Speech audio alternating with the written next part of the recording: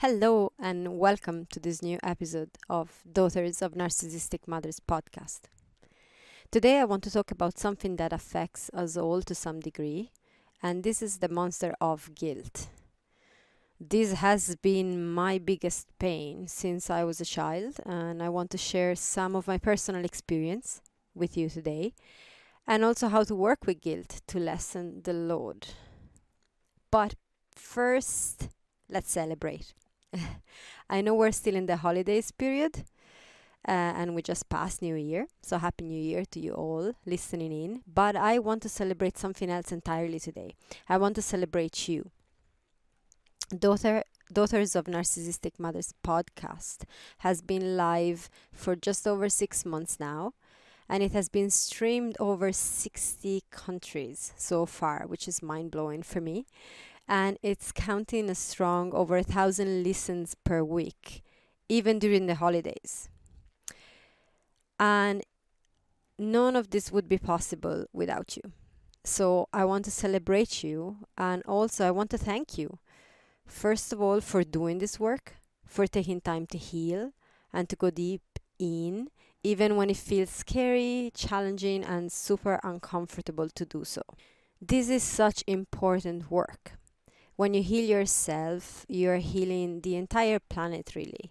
When you declare that you've had enough of all the pain and you choose to devote yourself to your heart, you're breaking the cycle of pain, not only for yourself, but also for the future generations. You are doing it all for yourself, of course, and you so deserve to do that, but you're also doing it for the collective. So thank you from the bottom of my heart for that. I also want to thank you for sharing this podcast, as I know you do, with other women who you feel might need to hear this. There's no way this podcast could grow this quick without your shares. And this means a lot to me personally, of course. But I also want to channel to you the appreciation of all those women who are benefiting from having found this information thanks to you. Thanks to your shares. So keep sharing, keep reaching out to sisters who need this. You never know how much that can mean in the life of someone. I want to share with you a little example from my own life, as I still remember each and every person who shared a resource with me that created a shift in my life, and I am forever grateful. So you can be that person for someone too.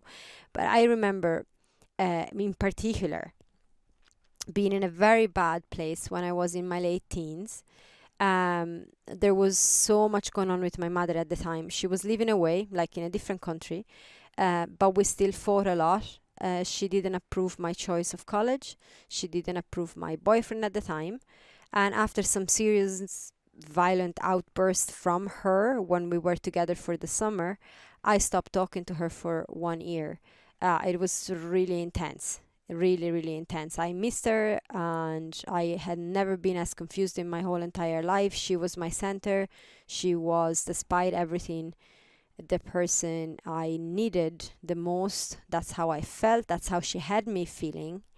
And being without her for that year was really tough. And at that time, a person who had been in my life for years but never once interfered offered me a hand. This person was my father's partner, who has since passed away, but will forever be in my heart. She listened to me, as she often did, and then she said, I go to this yoga class. Why don't you come with me next Monday? Such a simple offering, but I did.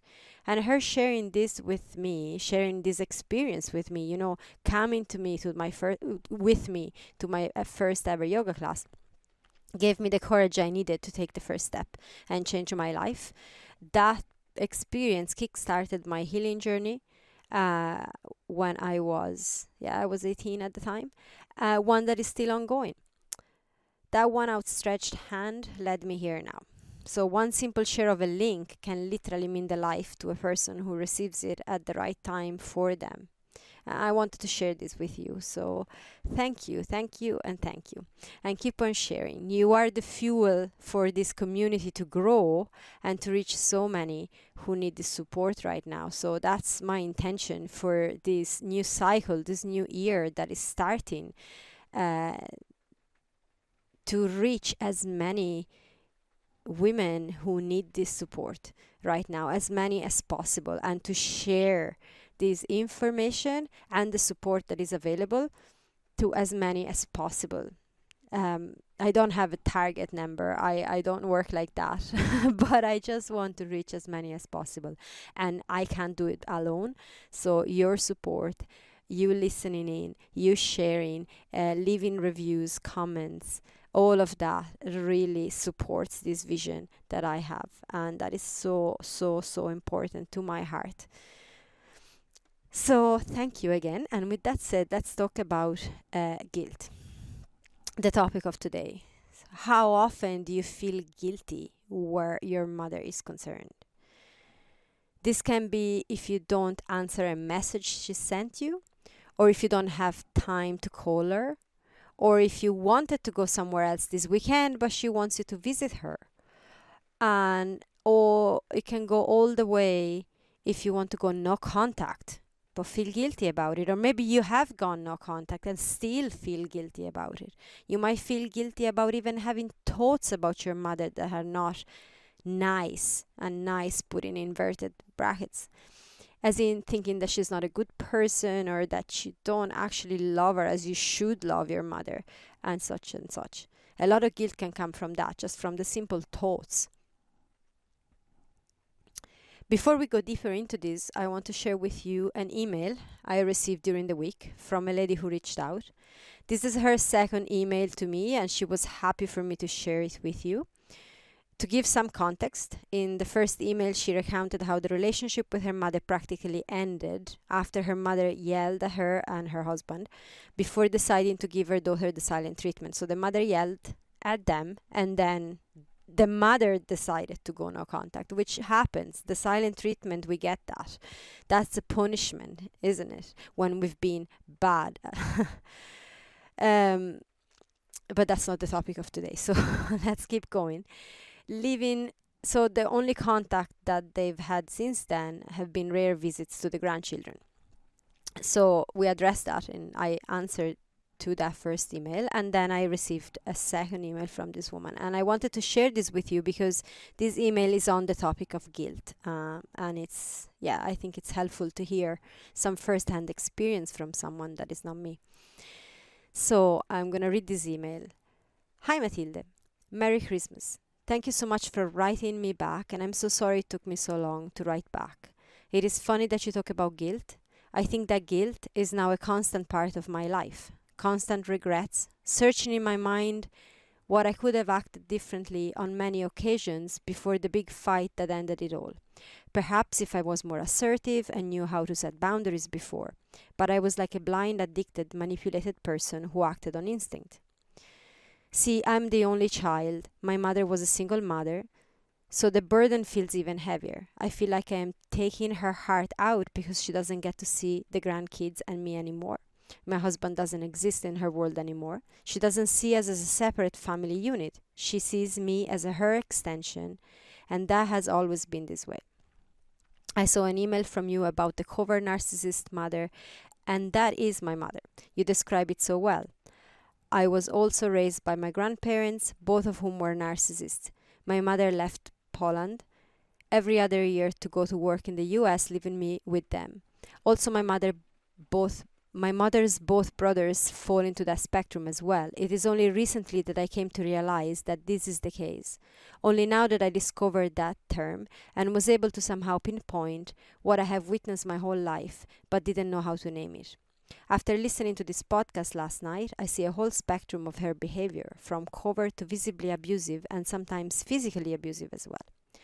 I blocked my phone before Christmas for the first time in 7 years. I was terrified before doing so. My heart heavy with guilt, fear and regrets. But what is done, and I hope to get some sort of peace as time goes by. Thank you for speaking about this and sharing your experiences. This makes it more authentic for the daughters of these mothers. It is a lonely and confusing existence.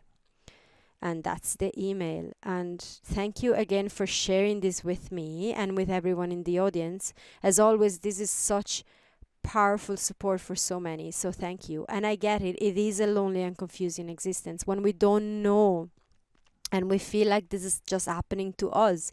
Like for so long, I felt this was just my experience. I didn't realize there was a world out there of women that felt the same, that have been through very similar experiences and that could relate with how I felt. There's like this social taboo about talking about your mother other than in a loving way, and expressing that you don't get on with her, expressing that you're not talking to your mother, or things like that. We spoke about that before in this podcast. That can be such a big thing. So the loneliness is really a big thing, and so I really hear you on that. So that's why sharing this and sharing your experience with other women makes it, you know it just allows us to connect together through this experience. So thank you. So in the email, guilt is mentioned as a constant part of her life, the feeling that is still there despite recognizing all the traits in the mother's behavior. So despite learning about covert narcissism, vulnerable narcissism, and for other women, this can be narcissism in general. So, despite recognizing all these traits, there's still this guilt that's still there. The regret, the feeling that if you behaved better, if you knew more, if you were a better person, even, things could have been different. The lovely woman mentions that if she could have just been more assertive, maybe setting better boundaries, things could have played out differently. And she says about herself that she was blind, addicted, and manipulated. And that is that at times we are blind to the behaviors of our mothers. We are addicted to our mother's presence in our life, and she makes sure of that because she wants, like as this woman mentions, you're an extension of her. You're not a separate family unit. You're not even a separate person. You don't have your own identity. You are completely part of her. You're an extension of her, and she wants to keep it that way. So she has to keep you addicted. And how does she do that? She only gives you love when you behave the way she wants. She gives you that little bit and then she takes it away. So you want more. There's like this game that is played that keeps you stuck in the cycle and manipulated. But that's not your fault. So here it's expressed as if it was a fault. I was blind, addicted, and manipulated, so I couldn't see it, so I couldn't behave better, so I couldn't fix things. Well, it's not your fault. As if there was anything that you could have done to avoid all of that. But there isn't. And I get it that you feel that way. And I know I'm not the only one here feeling that way. We've all felt this way at some point or another, and we might still feel that way very often, that if we only could go back and do things different, if we only could learn different things, if we only were better people, we wouldn't be in this situation with our mothers, because we still take on the fault. A child can't actually see its parents as faulty. Okay, that's again survival. We need to see them as incredible, perfect beings, and we just shoulder everything onto our own shoulders. Like the fault is ours. By like how many times you hear parents divorce and the child takes responsibility, it becomes responsible. It feels like it's his or her fault if the parents have divorced or if they fight or if they're unhappy. Because the child does that, because we need to see parents as this impeccable, amazing being so that we can stay attached to them and learn from them. And a narcissistic mother just reinforces that, and we're going to see how that works. How many times do we shoulder all the responsibility of our mother's behavior? How many times do we take on the guilt that she's projecting at us?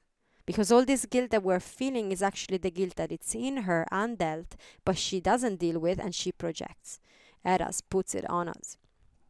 How many times do we feel it's our fault? What is our fault? Everything. Everything. It's when you look at it from a rational perspective, it makes no sense, of course, but that's not the point. That is just what's happening within. We do feel we're at fault for everything that happens. Every time my mother gave me the silent treatment, I felt like it was my fault.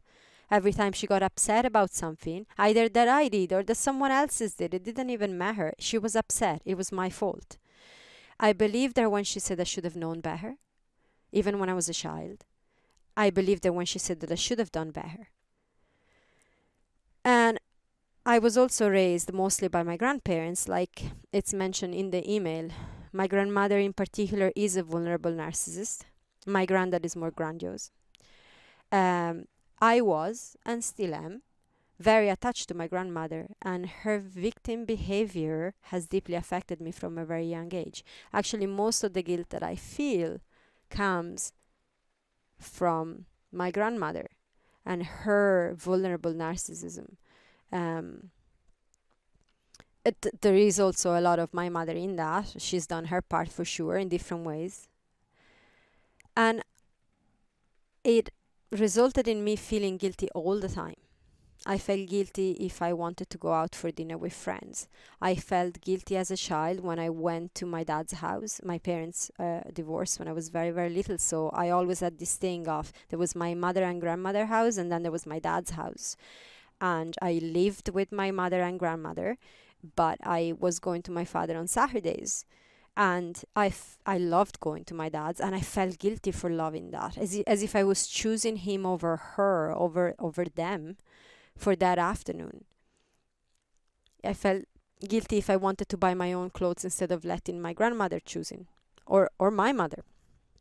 There were so many things that I loved, item of clothes that I loved, and my mother hated them, and I felt guilty. And so I changed. I felt guilty even when other members of the family made my grandmother cry, which was often. I felt guilty when she was alone, which was often. So I felt guilty all the time. And guilt is still there for me, so I want to say that and share that with you, because it's just, I don't want to say that, oh, it doesn't go away, but it's still, that pattern can still get triggered, okay? Still there. I've done a lot of work, and yet it still comes up, okay? So that's just to say that if you're feeling this, that's nothing wrong with you. That's just, we're gonna look into it now and see how we've been trained into this. I want to give you an example as to how, again, sharing from my life experience, how guilt and that regret, that feeling that if I had known better, things could have been different, has really affected my life. So when my eldest daughter was born 13 years ago, we lived with my grandmother. We had a small portion of the house, like an apartment attached to her house. And I still felt guilty that she was upstairs alone. So I ended up neglecting my little baby and my partner to spend time with my grandmother, because, you know, there's always this, and it sounds terrible when you say it, but that's just how it was. She behaved in ways that triggered that guilt. Since I was a child, I witnessed that. I've witnessed all of those systems to guilt trip everyone in my family to do what she wanted, and I was still manipulated by that. And when my mother moved in, so thankfully she wasn't in from the beginning, but eventually she came back and she moved in as well. So I was living with my baby and my husband, but I also had my mother and grandmother within the same house. And things got worse as the two of them would fight all the time. The relationship is horrendous. And I felt more guilt and more need to be the peacemaker, the one that they could all talk to. So my mother could talk to me, my grandmother could talk to me. The two of them couldn't talk to each other, but if I kept talking and interacting with both of them, I could somehow maintain some kind of peace. This was coming at the expenses of my relationship with my husband, which was going to shit. And obviously I wasn't spending any time with my little baby. And at this point, my mother took over the business myself and my partner had created. She took over the house and bit by bit dismantled all we had built, to the point that I was put in front of a choice. I had to leave. I was destroying my marriage and my little child, or I was, staying with my mother and grandmother or I was leaving them and betraying them. So that guilt, it was like a real internal battle. It was like, looking back now, I know I made the only decision, but at the time, this literally tore me apart. It was like the hardest thing I've ever had to do. Um, and I felt guilty for having left, and for years I felt like I could have done better. I felt like if I had learned to set boundaries, if I had learned more about myself, if I had behaved differently, if I was a different person and such, I could have done better, and maybe things could have been better. When I learned about maternal narcissism, more so I felt that if I knew all of it back then, I could have made a difference. As if me setting some boundaries would have changed the destructive behavior of my mother. As if me setting some boundaries would have stopped my grandmother from, I don't know, faking illnesses or lying on the floor when I wanted to go out the door to stop me. It wouldn't. I can tell you for a fact. After a lot of long and hard consideration and work on this, and like going really deep, it wouldn't have made a difference in their behavior, not one bit. All of it would not have changed a thing. The only difference that it would have made is this: I would have left a lot earlier. If I actually had known, and this is not like to feed the regret, but it's just to let you know that the more you do this work, you don't become more tolerant to their shit. You actually become more allergic to it, because you start loving yourself to such a point that you really start going, okay, no, this is not acceptable. This is really hurting me, and I don't deserve to be hurt like that. That starts happening. So in actual fact, you just don't tolerate it anymore. So the reason I'm sharing this with you is to let you know that I get how crushing the feeling of guilt is. It really has been like my biggest pain. And I get that you might feel you could have done it differently. But the thing is, you have done your absolute best in every moment with the tools and awareness you had in each moment. I really want you to hear this. You've always done your best in each and every moment. There is nothing to look back and go, oh, I could have done it better. No way, because you didn't know. You didn't have the awareness. You didn't have the tools. So you've done your absolute best with what you had in those moments. Now you're learning new skills. You're learning different tools. You're getting new information. So now you can do different from this point on. Yes. Absolutely. But that doesn't mean anything about the past. The past is you've done your best in every single moment with the awareness you had in that moment. That's really, really important. Now let's have a look as to why we feel all this guilt all the time. So what is guilt? Guilt is the emotion that tells us, it's that uncomfortable feeling that tells us we've done something wrong. And I want to put the word wrong in inverted brackets, because the whole right and wrong thing, I don't really like going there. But something that we need to change, a behavior that is not on and we need to change. And it's connected to empathy. So like, I give you a very simple example, but I think one is very clear. If I step on my cat's tail by accident, okay, I feel bad about it for a moment. I am connecting to the fact that it must have been painful for my cat. I stepped on its tail, okay? So I'm going to change my behavior, because that uncomfortable feeling makes me want to change my behavior. As in, I'm going to try to be more careful in the future not to cause pain again to my cat by stepping on her tail. Empathy towards my cat makes me feel uncomfortable in the moment I caused her pain, okay? But what about feeling guilty all the time? Even when we have done nothing wrong at all. You know, being busy with your baby, for example, and not ringing your mother every day is not wrong. Wanting to go out with friends, like in my teenage days, even if my grandmother was alone, is not wrong. Wanting to go to my dad's on Saturdays was not wrong. And yet guilt was there. Wanting to spend Christmas, for example, with your new family, with your children and your partner instead of your mother is not wrong, and yet guilt is there. Wanting to do what you would like for your birthday, for example, is not wrong, and yet guilt is there. And the list can go on, and I'm sure we all have plenty of examples about this from our own personal life. I'm sure if I asked 100 women, there'd be 100 women giving me different examples of how guilt plays out in their life, what they want to do different and they feel guilty about. And to start healing, we need to understand a few things about how this guilt started in our life. This consistent guilt, this constant guilt, even when we have done nothing obviously wrong. Okay, so a narcissistic mother is needy and does not care for the needs of her child. It is all about her own needs. This is important to understand. So from a very young age, you were taught to repress your needs and to be responsible for the needs of your mother. It's an inverted relationship.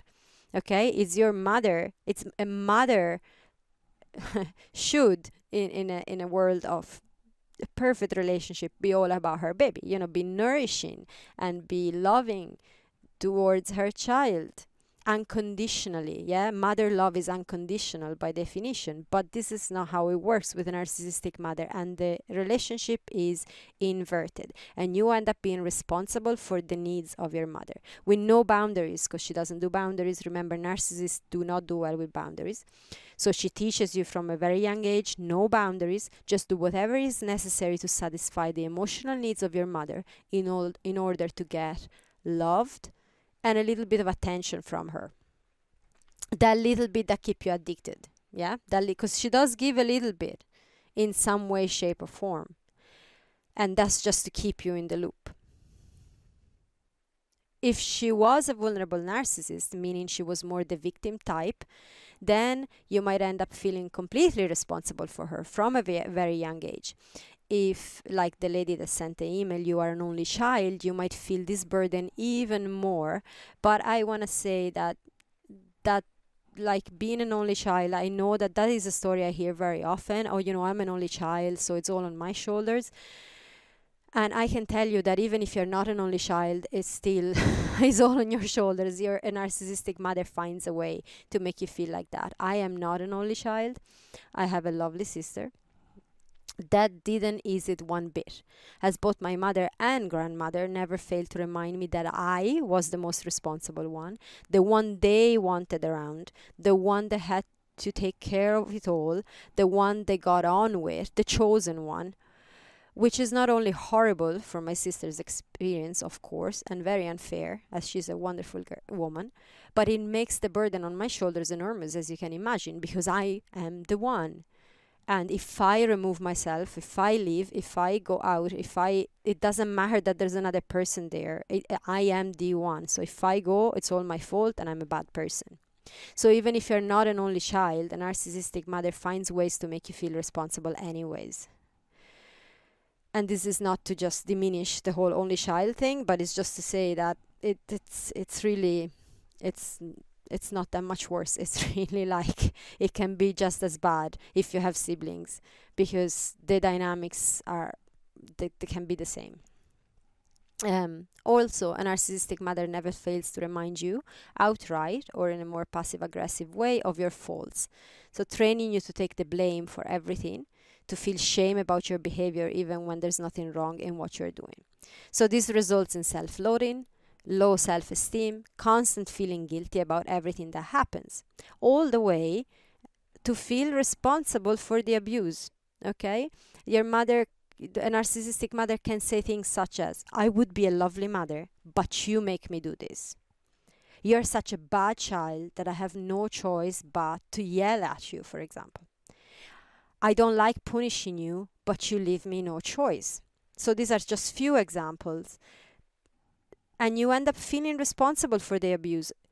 Your mother is justified in treating you like she does because you are bad. If you could just learn to be different, she would not behave like that. And if you have siblings that your mother treat her better than you, then that belief is reinforced. So you see how it can get twisted. And this happens from a very, very, very young age. And it's just given you consistently from a very young age. You are bad, therefore I need to behave badly towards you. I'm justified, you're bad. If you only could be better, things would be different. And then you're growing up, and then you wonder when you're 30 or 40 or 50 or 60 why you're like crushed with guilt. And not just when it comes down to your mother, but in many aspects of your life, because it spreads. And you wonder why that is, and that's where it comes from. Another aspect to it is that you might be hypervigilant to your mother's emotional state.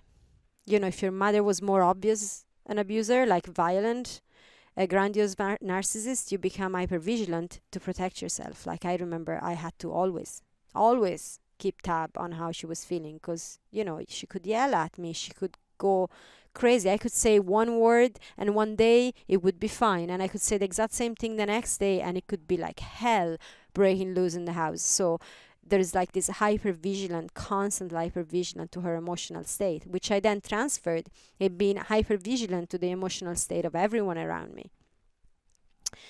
If she was more vulnerable narcissist, she trained you to be responsible for her emotional states. So you become hypervigilant about her emotional state so you can fix it for her. And even go as far as prevent her from feeling bad. You're one step ahead, constantly making sure everything is arranged in a way that she's not going to feel bad. She still is going to feel bad, but you're going to just do everything. And the thing is, you can never truly cater for her needs. That is actually something really important to understand. You can never truly cater for her needs because she doesn't even know what those needs truly are.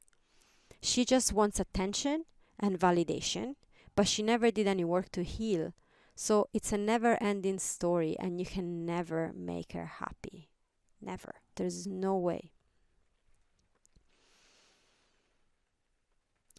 And guilt tripping is one of the ways a narcissistic mother controls her daughter, keeping on triggering the feeling of guilt to get the attention she wants. That guilt is like the glue that keeps you in that relationship. Even when you start wanting to break free, even when you start wanting to set boundaries, even when you start seeing things for what they are, that guilt keeps you bonded, keeps you stuck in there. And the more we can understand this mechanism, the more we can break free from it. At the end of the email that I just shared with you, this amazing woman shares that she blocked her phone for the first time. She set a very definite boundary. And I want to take a moment to acknowledge and honor the courage it takes to do that, despite the feeling of guilt that is clearly omnipresent. And I also get the hope of getting some peace eventually as time passes, as she mentions in the email. Yet, what I want to say is that the feeling of guilt that has been trained into us since childhood doesn't just go away. And I'm not saying this just to give you bad news. There's tons of good news as well. There's ways to work with it. But if we don't work with it, it doesn't just go away. And removing your mother doesn't make it go away. It's inside of us. That's why this work is also applicable to women whose mother died, passed away. Because you still feel that crushing guilt, although your mother isn't even around anymore. It's within. And that's why this work ultimately has nothing to do with your mother, and it's all about you. If you come working one-on-one with me, we're not really going to work on your mother. We're working with you. It's you that is doing the work, despite of your mother. She can keep doing whatever the hell she wants. The work is yours and yours alone, is inside of you. I'm going to give you an example from my lived experience of how guilt patterns still affect my life, even after removing my mother. Okay, so just recently, like literally last week, my kids and my husband wanted to go out for a meal, and I didn't. Which is unusual because I usually really love doing that, but I wasn't feeling well. I really wasn't feeling well. I was in the middle of my cycle, and all I wanted was to stay like inside. Possibly like in a cave would have been brilliant. So I truly wanted to stay at home, and I said that, I expressed that, but they were so wanting to go that in the end I caved. What was behind that decision? It wasn't me being selfless and really wanting to have my family being happy. It was guilt. Because I felt rotten for spoiling their fun, for being a burden. And if I could only be different, they would have fun. And so because of all of this, I did not express my need fully. Because of that guilt pattern that still can get triggered in me. And also the shame at the feeling of being a burden for them. And I was seriously really not wanting to go out. So it was like a really uncomfortable feeling in my body. I really needed to stay at home. And yet that guilt didn't allow me to express that. Now what happens then? Then I got seriously annoyed. Because when you don't realize that that guilt is what has made you behave in a certain way, other things come in. So not to feel that guilt and shame, annoyance, entitlement. My husband should have known better. He should have understood me better. Maybe even my kids should have known better, which is horrible, I know, but that's what comes up. Okay, there's no judgment in that. That's what happens. You cover it up with entitlement, with judgment of others, with blaming others, and we can get caught in it. And so I was caught in a little bit of that for a while, and during the car trip I was quite upset and annoyed. And then I caught it. I realized, oh, it's the guilt pattern. Oh, that's what's happening here. I could have expressed my needs more and my family would have totally understood, but I didn't because that guilt blocked me from doing that. And so we spoke about it. I spoke to my husband about it, and he obviously understood all of that. This is an ongoing conversation. It's not the first time. We've been through this before. Patterns like that get triggered. So once we spoke about it, I actually was able of having a very good experience because we were in the car at that point. We actually did go out, and it was lovely in the end because I was able to catch it and turn it around. But that's just an example of how that pattern is still there. I haven't spoken to my mother in over 2 years. I do speak to my grandmother, and she does her best to trigger guilt every single conversation. But it's a low contact, and it's we're very far away. We don't live in the same country, so despite having them removed and despite the work, this pattern can still get triggered. So it's really important that we do the work. And when we do the work, they get triggered, but we're able to catch them. And that's what happened. It took me a little while. It took me like about 10, 15 minutes, but I caught it. And something that would have been a disastrous afternoon, possibly fights with my husband, my kids upset because they felt I was off and such, actually turned out to be perfectly lovely because of catching it. And that's not because I'm so great. I don't catch it all the time. It's just to say that that's the work. Okay, it's to share my experience, to tell you it's still live in me. It still gets triggered. It still happens.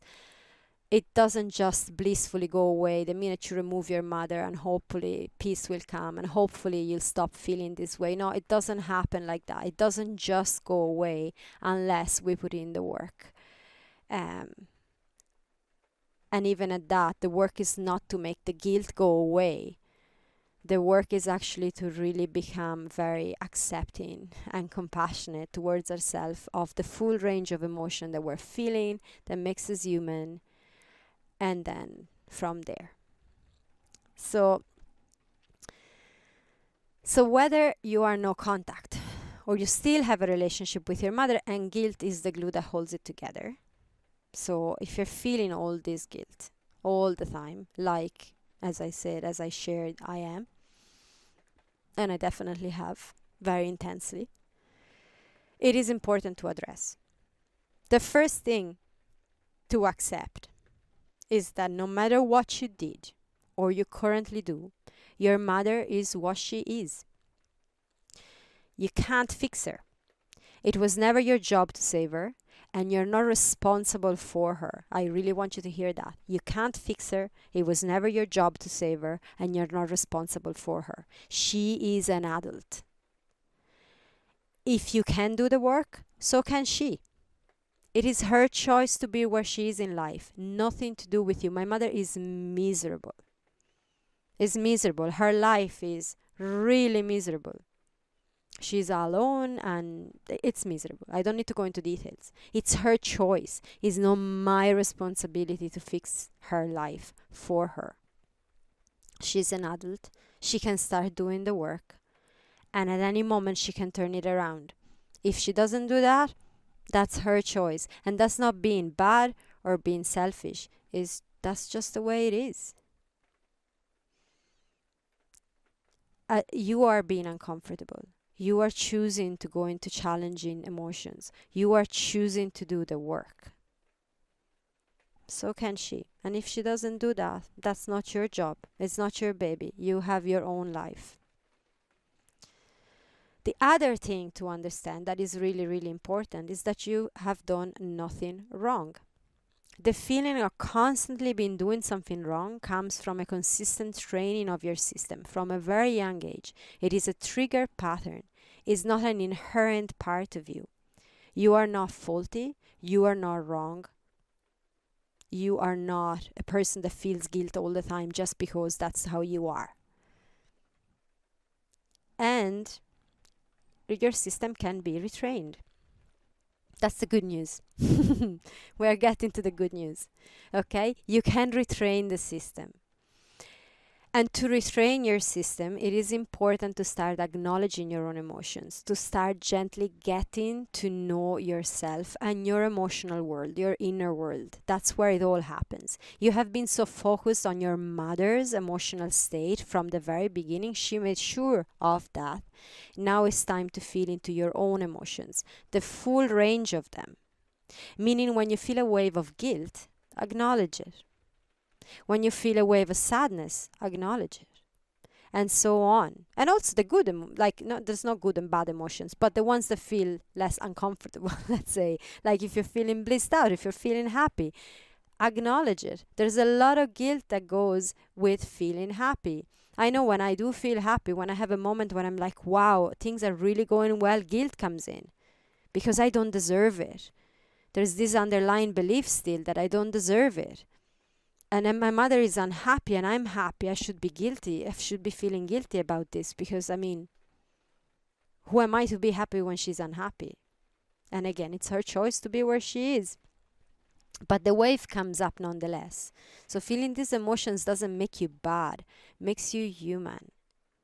And a human that has been through experiences. It's part of your life experience, but it's not you. Okay? So by beginning to get in touch with your emotions and dropping the resistance that comes from feeling like you should not feel that way, like you're faulty because you feel that way. So by dropping all of that, you can start learning to self-regulate. And self-regulation is not suppression or distraction. Okay, self-regulation doesn't mean, oh, I feel this pang of sadness and I want to cry, but I'm going to stifle my tears because I'm self-regulating. That's not it. Okay, that's suppressing it. Or I'm just going to sit in front of Netflix for a while. That's distracting. Okay? Self-regulation, it allows you to feel what is present and live in your system and ride the wave. It allows you to put some space between you and your emotions, meaning you don't get swallowed up by them anymore, and you can begin to offer yourself the comfort that is needed at those times. You give yourself the space to experience and feel what's present without crumbling, and you also give yourself the comfort that is needed. Okay, and there are practices that you need to learn in order to be able to do this. This is not something that happens overnight, okay? This is not just a concept that you hear once and then from now on you know how to do that. It's a training of the system, and I'd be lying to you if I tell you that you can snap your fingers and there you go. It doesn't work like that. But you can train it and train it and train it by practices. There are somatic practices for that. There are the breath is a potent tool of self-regulation, one that we use constantly. I use constantly in my life. It is actually my number one go-to, together with some somatic practices. But like, if I had to give you just one thing, breath. Do nothing else but that. Work with your breath. Feel the breath. Be with the breath. be present with your breath. There's many ways that you can use your breath as a tool, as a powerful ally in self-regulating.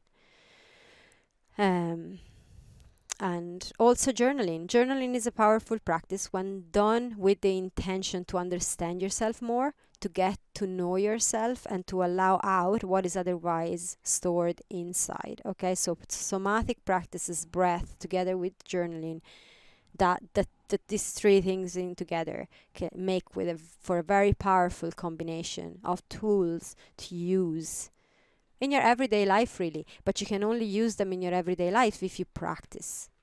I always go back to the same example. It's like if you want to run a marathon, if you've never run a day of your life, you cannot run a marathon. You need to start practicing running every day, small distance, and then increasing a little bit, and then increasing a little bit until you can get to run a marathon. You can't do it from overnight. Okay, and that's the same with this. Another really important part of dealing with guilt, like every other wave of uncomfortable emotions that comes up on this journey, is finding the right support for you. So one-on-one work with the right guide for you is extremely important, as well as finding a support group. So one-on-one work and a support group. And it has to be a support group that understands your experience and caters for daughters of narcissistic mothers. A specific women's circle where you can safely share and begin to retrain your system to feel safe. If the container isn't the right one, there is the risk to re-traumatize yourself and reinforce patterns of shame and guilt. And I have been in those containers, and oh my, I never want to be in those containers again. So the right container is very important. As you've heard me saying many times in this podcast, I've been in the right containers and I've really shifted incredibly. But I've also been in some that were not right, and oh my, the experience was not very nice. So it's really, really, really important to pick if it's a therapist, a coach, a guide, a mentor, whoever you decide to work with one-on-one, a combination of all of those, and also a women's circle. And why women's circle? Because I know it's challenging to be in a bunch of women when we have been suffering from mother wounds, but that's where the healing happens. You cannot heal in the middle of a bunch of men. I know that sounds easier. It was easier for me for a very long time to relate to men than to relate to women, but that's not where the healing happens. So a women's circle, it's a relational wound that can only be healed relating with women and gently and slowly getting to feel safe again with women. And another thing, the last thing that I want to say that is very important, is to be kind and compassionate with yourself when you feel guilt or any other wave of uncomfortable emotions. That is your mother energy inside. Okay, that divine mother, we can call it, or mother energy, you can call it many ways, but it's the same thing. It's a mother energy that is inside of you, and you can learn to access that, to mother yourself. You can tell yourself that it's okay to feel whatever it is that you're feeling. That's mother energy, because that's what a mother in an ideal world does with her child. If her child is crying, or if her child is upset, or whatever, it's okay to feel that way. A comforting hug, and it's okay to feel that way. That's mother energy, and that's what we haven't received. And so to open up the pathways to receive that energy, you can do that with the mother energy that is within you. And that again is something that you can learn. I had to learn that. I didn't know how to do that at all. It had never been modeled to me, obviously, by my mother, and nor by my grandmother or any other woman in my family. So I had to learn to do that, and I had mentors, thankfully, for that, and also a lot of my own experience in it, and that makes a massive difference. So it's okay to feel guilt, and then when you are being held by that mother energy within you, then you can start exploring and get curious. Why am I feeling this guilt right now? Where is it coming from? Is there a lesson in this for me? And allow the space for yourself to feel while the mother in you holds you. And when you learn to do this, you can start shifting patterns very powerfully. And this is the work that we do. This is the work that we do in the one-on-one program. This is the work that we do within the circles.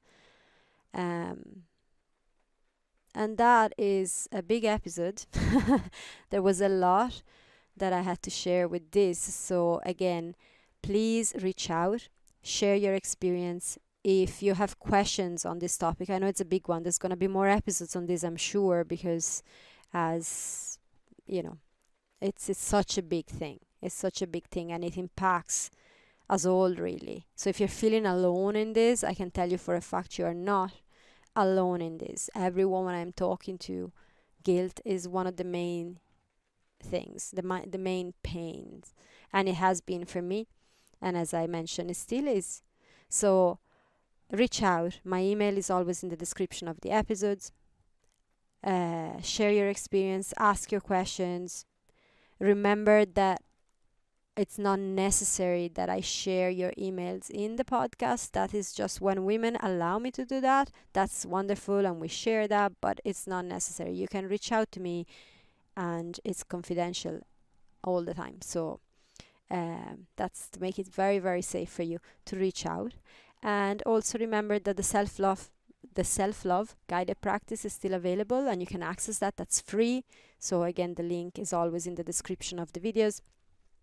And that is a tool to start opening up to receive that mother energy within you, to start training your system that way. So I invite you to, if you haven't already, access that, to do so, because it is potent and it works. And yeah, that's it for today. I have a lot of news. Coming up. New offerings that are gonna come up shortly, but I'm not gonna share them just yet. I'm gonna wait another little while. So stay tuned for what's coming, and I'm gonna wish you a wonderful week and lots of love. Bye for now.